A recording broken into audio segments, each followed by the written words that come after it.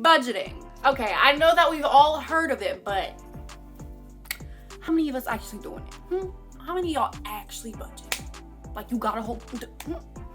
Because from hanging out with friends, online shopping, like, and so many places and things to do, it's so easy to spend money. Like too easy. And y'all, I can tell you from experience, personal experience, that I become broke after I'm the most happy, okay? I be like, oh, I just graduated. Let me go eat out with this friend and that friend and that friend. And then I check my bank account and I just be like, and even though all the things that I used my money for were fun, I can tell you that being broke is not fun. It's not fun. Would not recommend. But making a budget is more than just like not being broke, because not being broke is important, but like we actually want to like achieve our dreams, okay? Okay, like we're not just trying to not be broke. We're trying to be wealthy, okay? Wealthy, building wealth, achieving our dreams.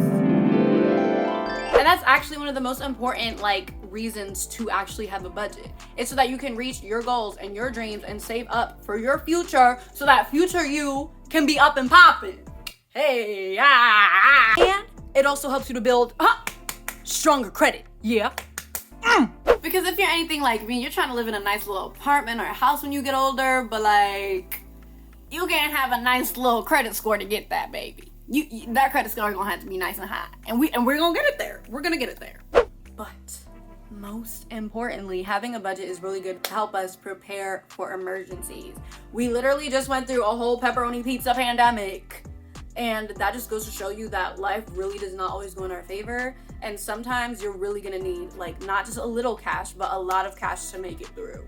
Which brings us to our first concept in budgeting, which is an emergency fund. This is the foundation of your plan, okay? Having an emergency fund is so important because like you can't build a house without a good foundation. We want to build strong trees that are deep rooted so that when the wind of life blows, it'll still be standing strong. And them deep roots are your emergency fund.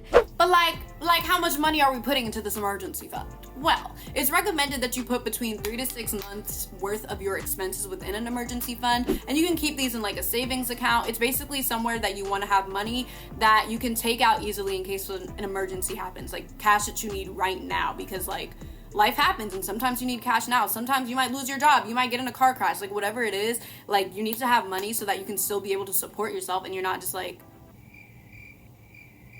But how about we get down to business? Yeah, let's get down to business. To defeat, no, not puns. Defeat being broke. Broke no more. So there are literally so many different types of budgeting styles that you can do when you're creating your budget. And here are 2 popular ones you can try. First is the zero-based budget. So this is good for the people who know they like to splurge, who know they become broke a little too often. You know, like the people who don't got a good handle on their money got a handle on them. So a zero-based budget means that you are taking your income and subtracting it from any type of expense that could possibly will or might happen. Every single dollar is accounted for. Okay? But if you're the opposite and you're like, well, even though I don't keep a budget, I feel like I've got a pretty good handle on money. Like I'm not out here spending on anything. Like I never really go broke. Then this is the budget for you. It is coined reverse budgeting and it's called pay yourself first. With this budgeting style, you literally pay yourself first. You put aside a certain amount of money first when you first get that paycheck towards your savings. And what is your savings? Your savings are all of your goals, hon. This budget allows you to literally reach your goals even quicker and be like, hold on. If I start doing what I need to do now, then like maybe even my wildest, craziest dreams could come true. But like actually, I'm not even playing. Yes, that vacation. Yes, being a multi-millionaire by the time you retire. Yes, living off of rental income. Yes, starting your first or second business. Whatever your savings goals are, this budget style literally just helps you to funnel it into your goals and dreams you're saving. A more conceptual way to do this is using the 50-30-20 rule. Okay, so 50% is expenses, 30% is wants, and 20% is savings, those goals, okay? With this type of budget, you literally are not so specific because you know yourself, you know that you're not gonna be like all over the place spending money all over the place.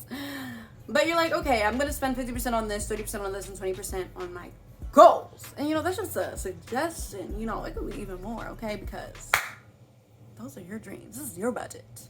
You can do what you want. Y'all, please remember that the internet exists. Oh my gosh, there are so many YouTube videos, tutorials on how to make a budget on Google Sheets, on Microsoft Excel. Like, y'all, there are so many resources, templates, apps, like online platforms that you can use to budget. There is no excuse, okay?